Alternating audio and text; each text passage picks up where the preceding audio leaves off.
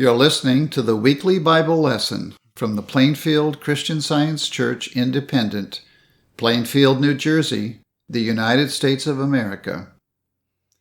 This is the lesson for Sunday, July 14, 2019. Subject: Sacrament. Golden text: Psalms. The sacrifices of God are a broken spirit, a broken and a contrite heart.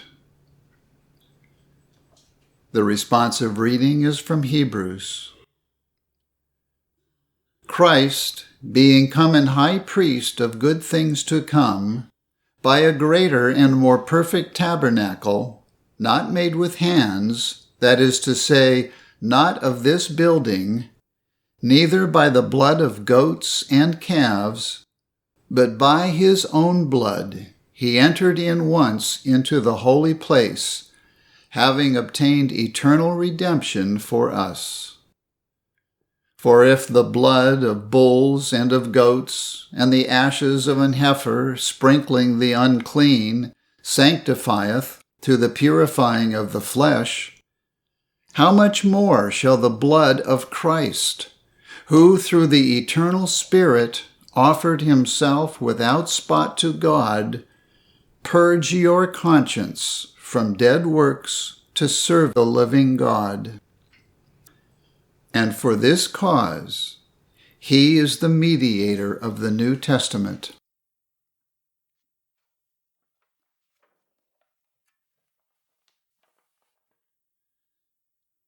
The Bible, Romans.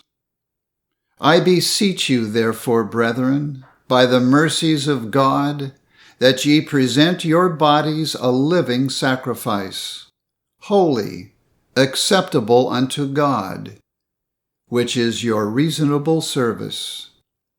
And be not conformed to this world, but be ye transformed by the renewing of your mind, that ye may prove what is that good and acceptable and perfect will of God. Matthew.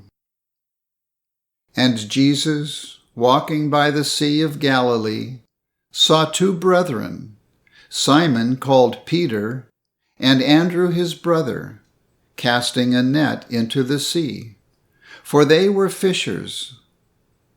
And he said unto them, Follow me, and I will make you fishers of men. And they straightway left their nets, and followed him. And going on from thence, he saw other two brethren, James, the son of Zebedee, and John his brother, in a ship with Zebedee their father, mending their nets. And he called them.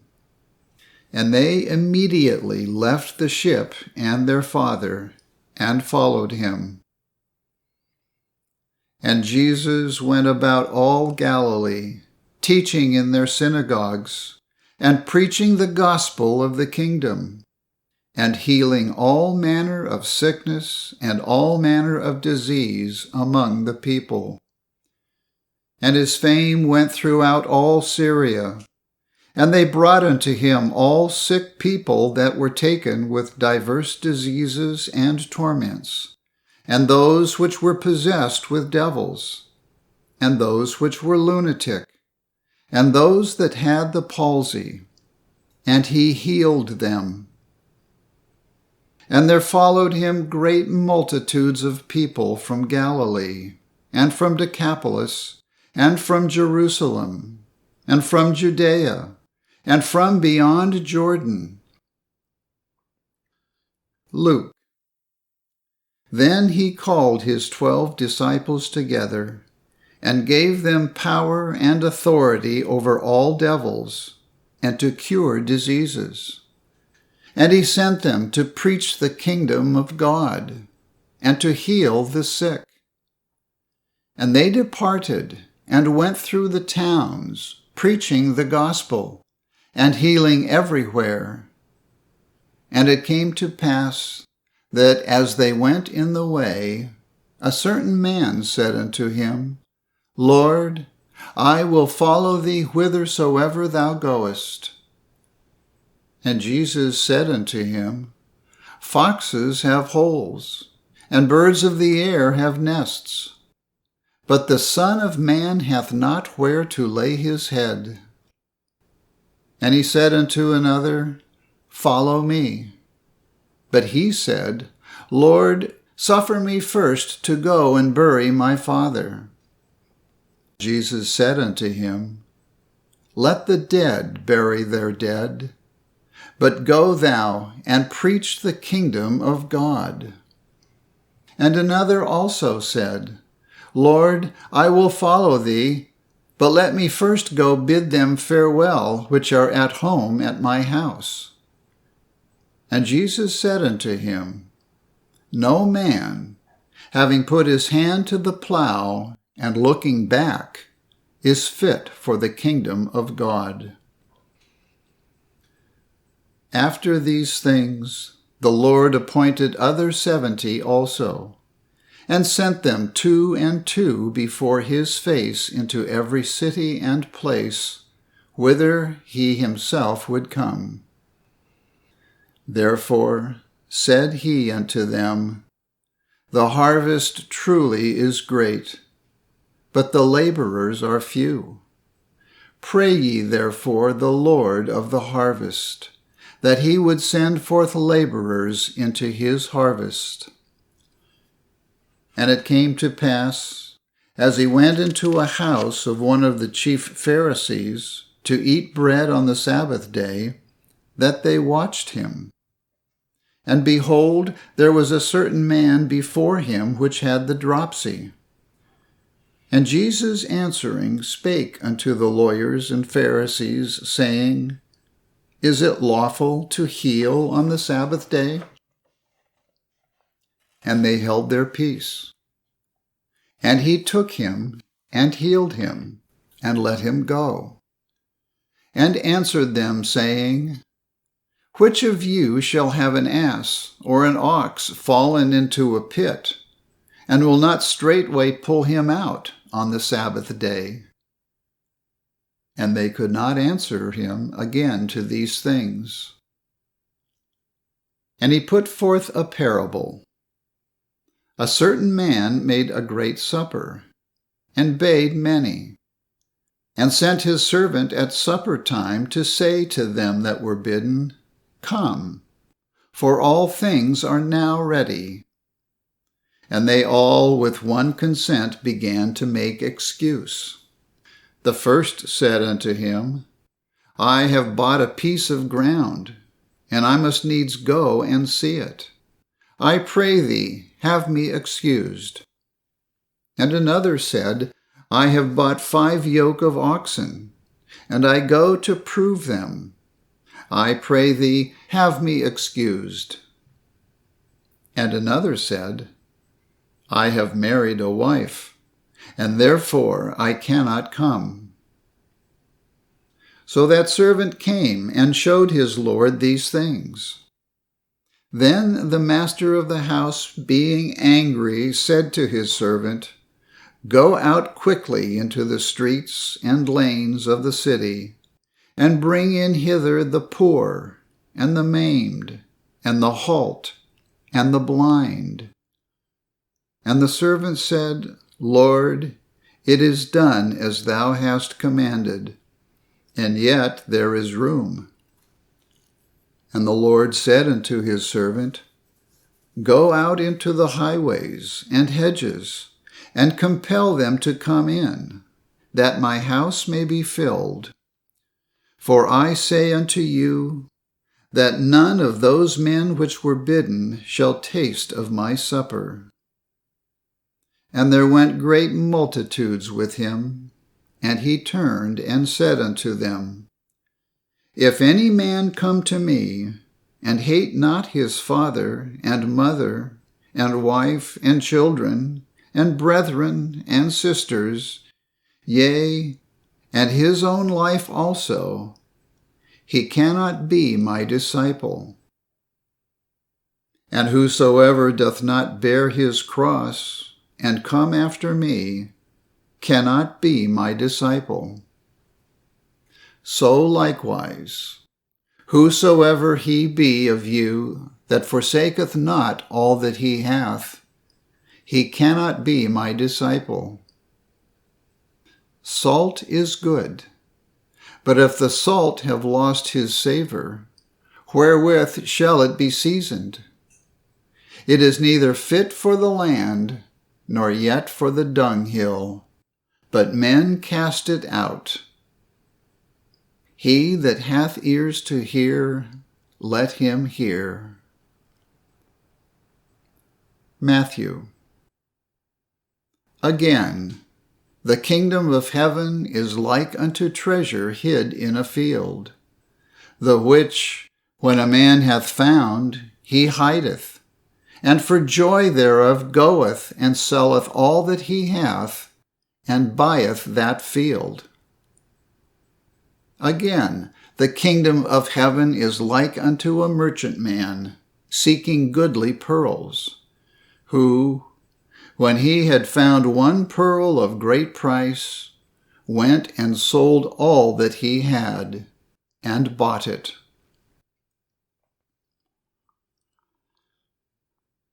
I will now read correlative passages from the Christian Science textbook, Science and Health with Key to the Scriptures, by Mary Baker Eddy. The substance of all devotion is the reflection and demonstration of divine love, healing sickness and destroying sin. Our Master said, "If ye love me, keep my commandments." Prayer, watching, and working, combined with self-immolation, are God's gracious means for accomplishing whatever has been successfully done for the Christianization and health of mankind.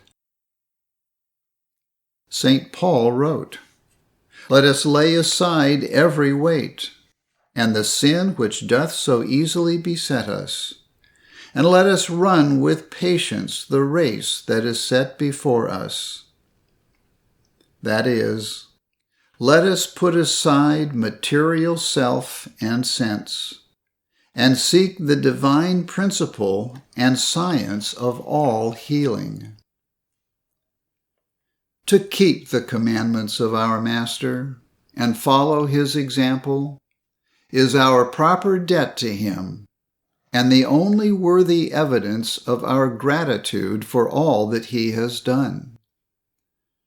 Outward worship is not of itself sufficient to express loyal and heartfelt gratitude, since he has said, "If ye love me, keep my commandments."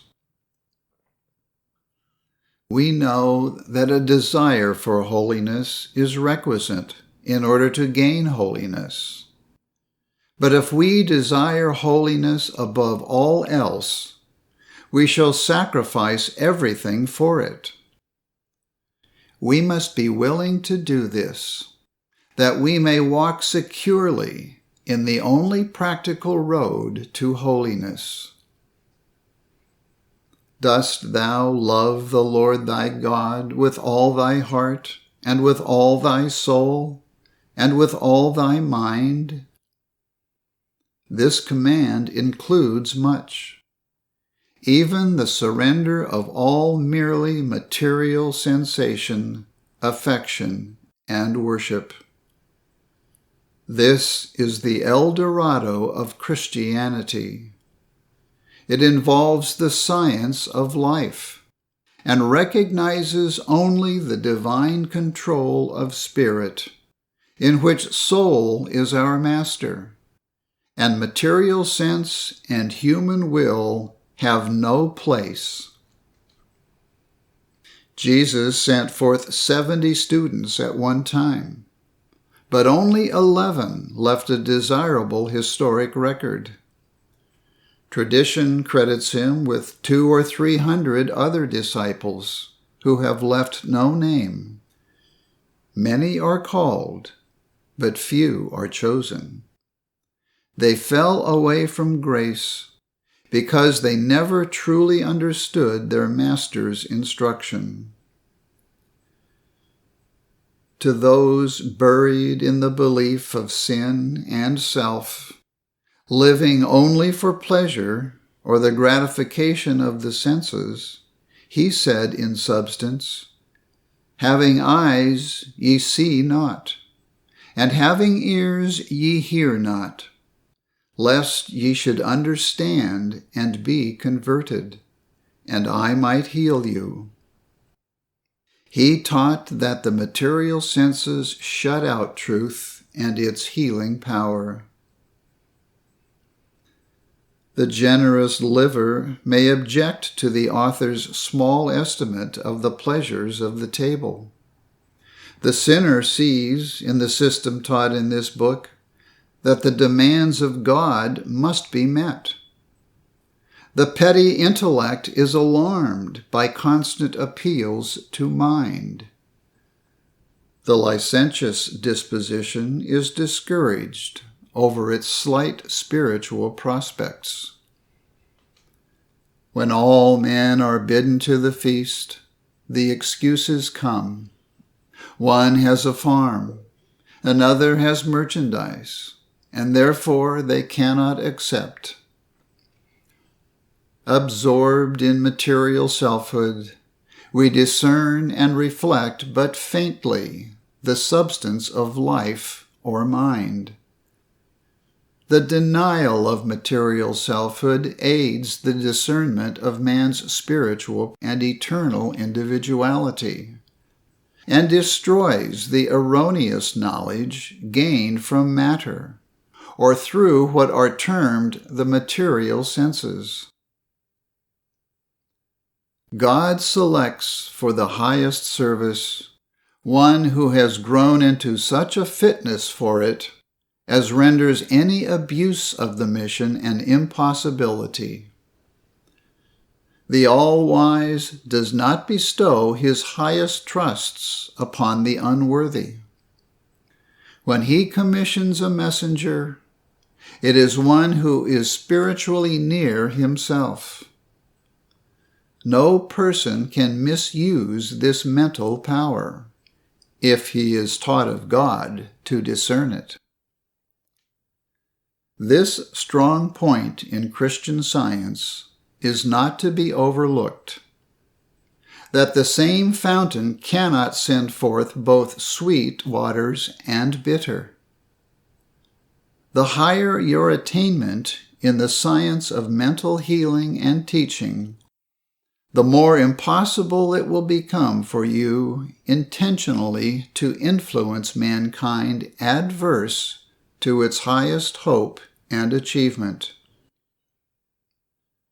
Strict adherence to the divine principle and rules of the scientific method has secured the only success of the students of Christian Science.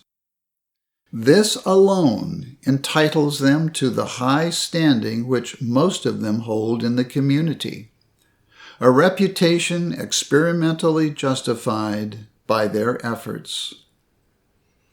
Whoever affirms that there is more than one principle and method of demonstrating Christian Science greatly errs, ignorantly or intentionally, and separates himself from the true conception of Christian Science healing and from its possible demonstration. One must abide in the morale of truth, or he cannot demonstrate the divine principle.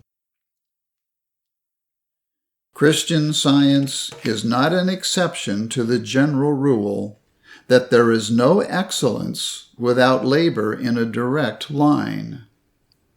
One cannot scatter his fire and at the same time hit the mark. To pursue other vocations and advance rapidly in the demonstration of this science is not possible. Paul and John had a clear apprehension that, as mortal man achieves no worldly honors except by sacrifice, so he must gain heavenly riches by forsaking all worldliness. Then he will have nothing in common with the worldling's affections, motives, and aims. Are all who eat bread and drink wine in memory of Jesus willing truly to drink his cup, take his cross, and leave all for the Christ principle? Then why ascribe this inspiration to a dead right, instead of showing, by casting out error and making the body wholly acceptable unto God, that truth has come to the understanding? If Christ's truth has come to us in demonstration, no other commemoration is requisite. For demonstration is Emmanuel, or God with us. And if a friend be with us, why need we memorials of that friend? If all who ever partook of the sacrament had really commemorated the sufferings of Jesus and drunk of his cup, they would have revolutionized the world. If all who seek his commemoration through material symbols will take up the cross, heal the sick, cast out evils, and preach Christ or truth to the poor, the receptive thought, they will bring in the millennium. I will now read the 3 daily duties given by Mary Baker Eddy in the Church Manual. Daily Prayer. It shall be the duty of every member of this church to pray each day, Thy kingdom come. Let the reign of divine truth, life, and love be established in me, and rule out of me all sin. And may thy word enrich the affections of all mankind and govern them. A rule for motives and acts. Neither animosity nor mere personal attachment should impel the motives or acts of the members of the Mother Church. In science, divine love alone governs man, and a Christian scientist reflects the sweet amenities of love in rebuking sin, in true brotherliness, charitableness, and forgiveness. The members of this church should daily watch and pray to be delivered from all evil, from prophesying, judging, condemning, counseling, influencing, or being influenced erroneously. Alertness to duty. It shall be the duty of every member of this church to defend himself daily against aggressive mental suggestion, and not be made to forget nor to neglect his duty to God, to his leader, and to mankind. By his works he shall be judged, and justified or condemned. I will also read from Science and Health, page 442. Christian scientists, be a law to yourselves that mental malpractice cannot harm you, either when asleep or when awake. This Bible lesson is prepared by the Plainfield Christian Science Church Independent. It is comprised of scriptural quotations from the King James Bible and correlative passages from the Christian Science textbook, Science and Health with Key to the Scriptures, by Mary Baker Eddy. For more information, please visit our website plainfieldcs.com. Thank you for listening, and have a blessed day.